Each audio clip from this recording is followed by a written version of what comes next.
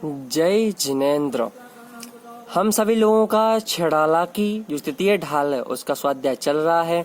अभी तक हमने देख लिया था कि निश्चय रत्नात्रय का स्वरूप और व्यवहार रत्नात्रय का स्वरूप। आज हम जानते हैं जीव के वेद बहिरात्मा और उत्तम अंतरात्मा का स्वरूप के बारे में हम अच्छी तरह से जानेंगे। उसके पहले अगर आप लोगों ने चैनल को सब्सक्राइब लाइक नहीं किया है तो उसके लिए कर दें, जिससे आपके लिए सर्वप्रथम नोटिफिकेशन मिल जाए और जो आपकी जिज्ञासा है हमारे लिए कमेंट के माध्यम से बताएं। चलिए हम देखते हैं जीव के भेद। छंद क्रमांक 4 आप सभी लोग किताब निकाल लें। बहिरातम अंतर्यातम पर मातम जीव त्रिधा है। देह जीव को एक गिने बही रातम तत्व मुदा है। उत्तम मध्यम जगन त्रिविद के अंतर्यातम ज्ञानी त्रिविद संग विनय शुद्ध उपयोगी मुनियोत्तम निज ध्यानी। अर्थात यहाँ पर अब जीव का स्वरूप अच्छी तरह से बताएंगे कि बहिरात्मा और अंतरात्मा कौन कहलाते हैं, इनका स्वरूप कैसा होता है। देखते हैं बहिरात्म अंतरात्म अर्थात बहिरात्मा और अंतरात्मा परमात्म जीव तदाद है और परमात्मा यह जीव किस प्रकार है, 3 प्रकार के हैं। और देह जीव को एक गिने बहिरात्म तत्व मुदा है। जो देह जीव को एक गिने अर्थात जो आत्मा और शरीर को देह अर्थात शरीर को एक मानता है वह क्या कहलाता है, बहिरात्मा अर्थात मिथ्या दृष्टि कहलाता है। वह कुछ नहीं जानता ना वह किसी का स्वरूप नहीं जान पाता। उसके लिए यहाँ पर देह जीव को एक गिने बहिरात्मा अर्थात उसके लिए बहिरात्मा बहिष्कार करने वाला क्या मिथ्या दृष्टि जीव यहाँ पर कहा गया है, उसको जानना चाहिए। और उत्तम मध्यम जगन त्रिवेद के अंतर आत्म ज्ञानी और अंतरात्म ज्ञानी और अंतरात्मा कौन कहलाता है, आत्मज्ञानी आत्मा को पर वस्तुओं से जुदा करने वाले अर्थात आत्मा को क्या पंचेंद्रियों के विषयों से विरक्त करने वाले उसको छोड़ने वाले अंतर आत्म अर्थात अंतरात्मा कहलाते हैं। वह कैसे हैं, उत्तम मध्यम जगन त्रिविद के अर्थात उत्तम मध्यम और जगन इस प्रकार से 3 प्रकार के कहलाते हैं। और द्विविध संग विन शुद्ध उपयोगी मुनि उत्तम निज ध्यानी।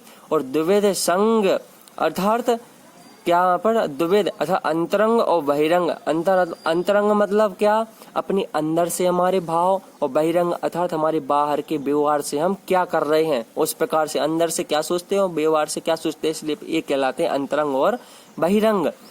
द्विविध संग बिन शुद्ध उपयोगी संग बिन अर्थात परिग्रह रहित इन अंतरंग और बहिरंग परिग्रहों से रहित शुद्ध उपयोगी जो शुद्धोपयोगी होते हैं। निज ध्यानी अपनी आत्मा में ध्यान करते हैं। मुनि उत्तम निज ध्यानी वह दिगंबर मुनि कौन कहलाते हैं, उत्तम अंतरात्मा कहलाते हैं।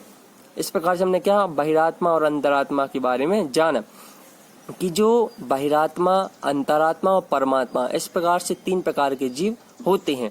अब जो जीव अपनी आत्मा को और शरीर को एक मानता है वह क्या कहलाता है, मिथ्या दृष्टि बहिरात्मा कहलाता है।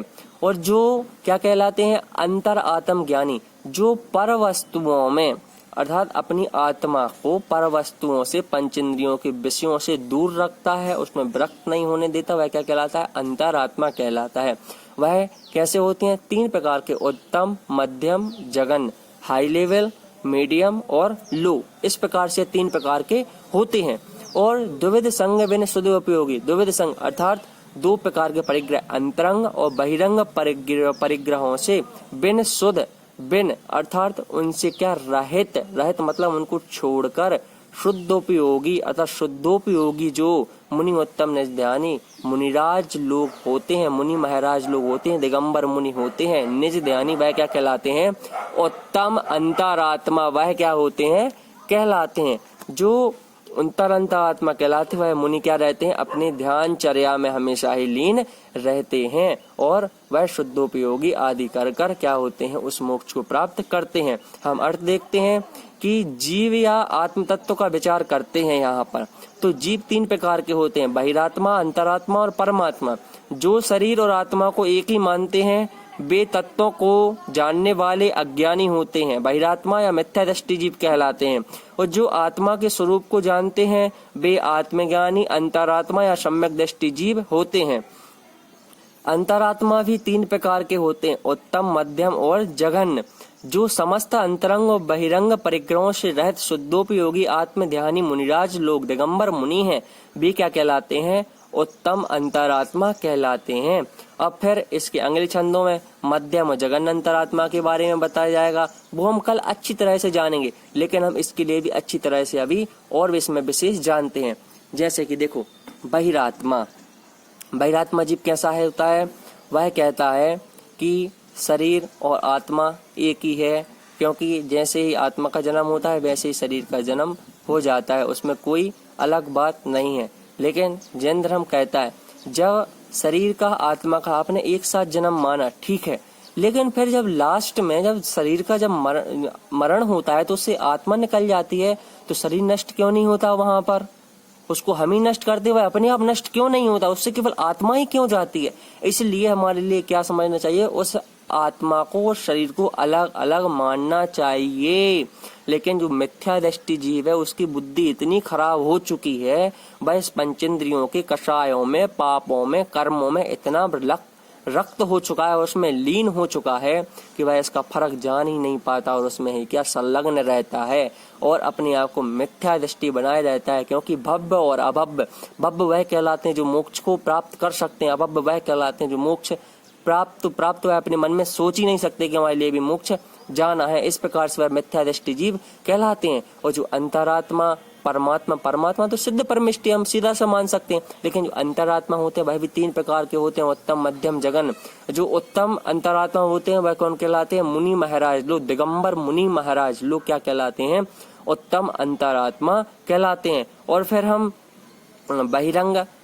बहिरंग और अंतरंग से जो परिग्रहों से अपनी आत्मा से क्या जो परिग्रह होते हैं उनको दूर करते हैं, ऐसे मुनि महाराज लोग उत्तम अंतरात्मा जीव कहलाते हैं। अब हम कल देखेंगे अच्छे से उत्तम देख लिया, अब देखेंगे मध्यम और जघन्य, इनकी कोटि में कौन कौन आते हैं, इसके लिए हम कल अच्छी तरह से समझेंगे, क्योंकि यह विषय बहुत अच्छी तरह से जानने का, क्योंकि इसमें चारों गतियों से छूटने का उपाय बताया है कि उन चारों गतियों के दुखों से हम कैसे छूटे, कैसे अपने आप को उनसे दूर हटाएं। तो इसके लिए सबसे पहले हमारे लिए जानना बहुत जरूरी है कि जीव कैसे होते हैं और इस संसार में वह उस जो बहिरात्मा रहता है, हम अपने आप से लगा सकते हैं कि हम बहिरात्मा तो नहीं है कहीं, हम सिद्धांत नहीं करते हैं या नहीं करते हैं। अगर करते हैं जो उसमें लिखा है वैसा ही मानते हैं तो हम सम्यक दृष्टि जीव अवश्य कहलाते हैं। लेकिन हम किसी को भटकाते हैं, मना करते हैं पढ़ने के लिए कि नहीं इसको मत पढ़ो, गलत है, गलत विचार है, एकांत पक्ष है, क्योंकि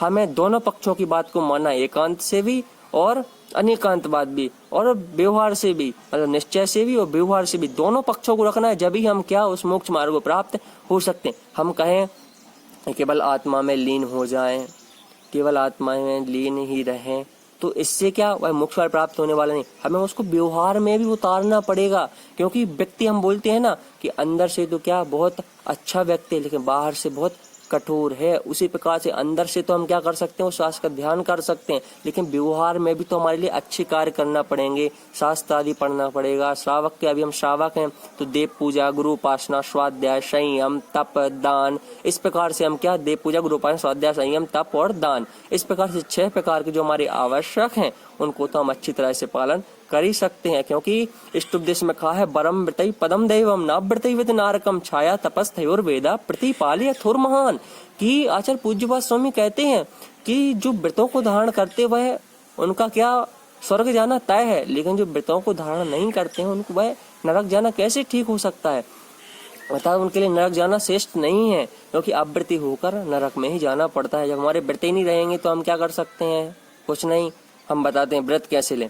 देखो, जो चीज हमारे लिए कभी करनी नहीं, तो अगर हमारा उसका त्याग नहीं है तो क्या हम उसका क्या करें, व्रत अवश्य ले लें। जैसे कि हमारा आत्महत्या का, मांस खाने का, जुआ खेलने का, चोरी करने का, शराब पीने का, और इस प्रकार से हम क्या इनको आजीवन त्याग कर सकते हैं, क्योंकि हमारे लिए यह कुछ कभी करना ही नहीं है। और जब हम सोते समय है तो सोने के बाद से उठने के पहले तक का हमारा क्या चारों प्रकार के रात्रि भोजन का त्याग करते हैं। इसमें हमारा जब खाना ही नहीं है तो त्याग करके आराम से सोए ना, उसमें हमारे लिए फल अवश्य मिलेगा उसका, अगर हमने त्याग किया है तो। इस प्रकार से हमारे लिए भी और मुनि महाराज जैसे अपनी चर्या को बनाकर मुनि बनकर सम्यक ज्ञान सम्यक चारित्र को धारण कर कर इस संसार से उस मोक्ष रूपी पद को प्राप्त करना है। हम सभी की यहाँ पर इस संसार में सब प्राणी केवल एक ही भावना है, वह क्या है? केवल एक ही सच्चा सुख, क्या? मोक्ष मार्ग। हमारे लिए उस मोक्ष मार्ग को प्राप्त करना है। मैं आशा करता हूँ आप सभी के लिए यह वीडियो अच्छे से, यह छेड़ाला की तिथि डाल की जो चौथा छंद पढ़ा जीव के वेद बहिरात्मा अंतरात्मा परमात्मा अच्छे समझ में आ गए होंगे। अगर आपकी कोई भी जिज्ञासा हो हमारे लिए कमेंट के माध्यम से बताएं, हम आपका उसमें अच्छी तरह से समाधान करेंगे। आप सभी के लिए पुनः जय जिनेंद्र। अगर वीडियो अच्छी लगे तो इसके लाइक करें और सब्सक्राइब भी करें। धन्यवाद।